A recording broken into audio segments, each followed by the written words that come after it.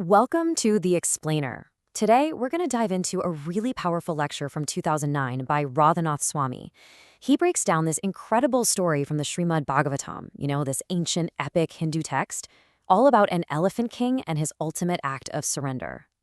So let's just start with a question that gets right to the core of this whole thing. What happens when you are completely and utterly helpless? When all your strength is gone, your resources are tapped out, and your hope just vanishes? What do you do when you realize you have absolutely nothing left to fight with?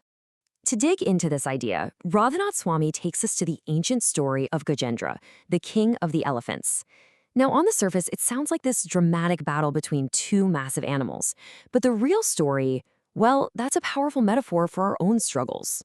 So picture this scene. You have Gajendra, a king who's said to be as strong as 1,000 elephants, and he's trapped.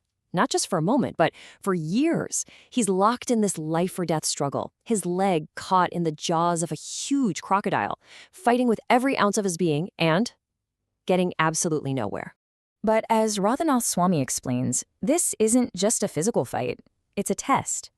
See, this whole situation is designed to show that sometimes the very strength we rely on the most is the exact thing holding us back from the real solution. And I mean, the situation is totally hopeless. Gajendra is fighting in the water, and that's the crocodile's home turf, right? So while this poor elephant is getting weaker and weaker, the crocodile is just thriving in its element, actually getting stronger. Every single advantage belongs to the attacker. And the lecture points out something really crucial here. Gajendra's suffering was happening on two fronts. You had the agonizing physical pain, which is easy enough to imagine, but then there was this crushing emotional pain. The shame, the dishonor of being defeated right in front of his family and his subjects. For a king, this kind of public failure is described as being even worse than death itself. So, after all this fighting, when every last bit of his own power is just gone, Gajendra hits a turning point. And to show us just how significant this moment is, Radhanath Swami draws a powerful parallel to another story from Hindu scripture. He tells the story of Queen Draupadi. She was in a similarly desperate situation, facing this awful public humiliation. And, just like Gajendra, she fought back with everything she had, with words, with pleas, with physical resistance, only to finally realize she was completely and totally helpless. And her story perfectly illustrates what the lecture presents as the 3 stages of true surrender. First, you have the fight, right? You use all your own abilities. Then comes the realization.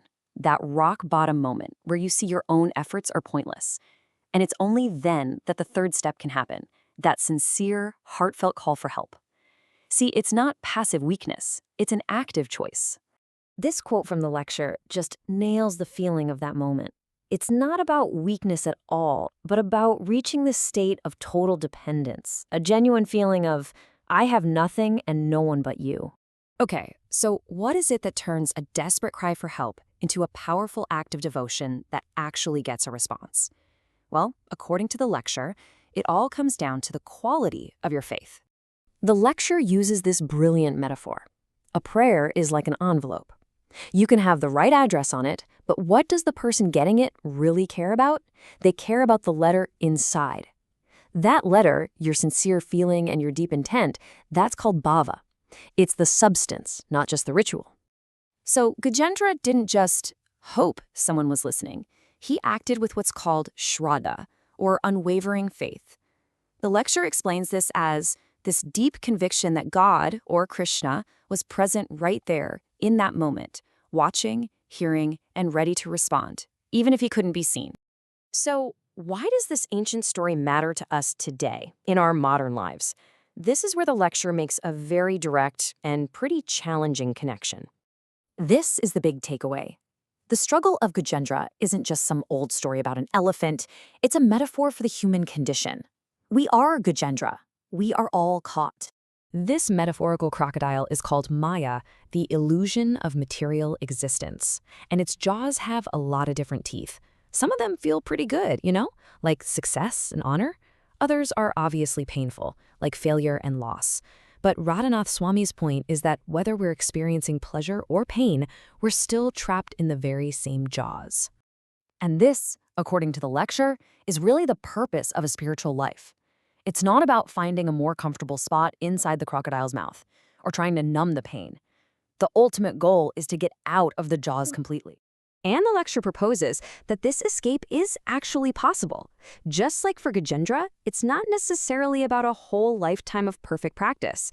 It's about achieving one single moment of sincere, heartfelt surrender. One moment like that, Radhanath Swami says, can make an entire life perfect. So we'll leave you with that question to think about. In a world that prizes strength, independence, and fighting to the bitter end, what could it possibly mean to truly acknowledge our limits and to find the kind of power that lies not in fighting, but in finally letting go?